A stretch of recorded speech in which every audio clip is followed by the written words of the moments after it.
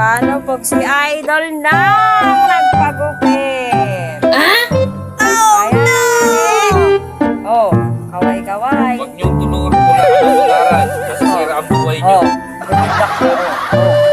Huwag niyong tularan. Masisira ang buhay niyo rito. Ayos ba?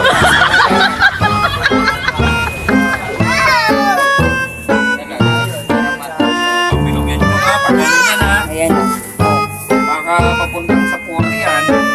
Hindi naman na namang. Trip pa sila. Okay na ba? Okay na.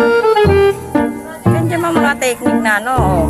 Bagi moves mo. Oh, pila yan. Pila yung magpapagupit dyan. Okay, ito yung tawag na pinagbabawal na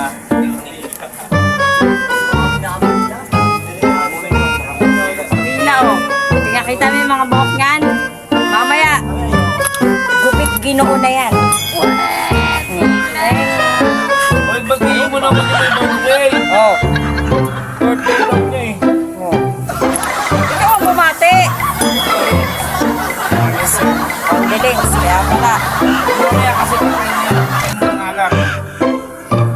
Kasi, Nakakita na ako ng zombie. pag nakita na yung gupit ginoo mo, paktay na yan, oh.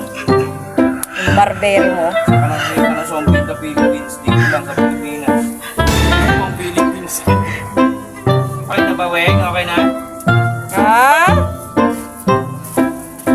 Oh. Kita na yung tattoo ko, Chong.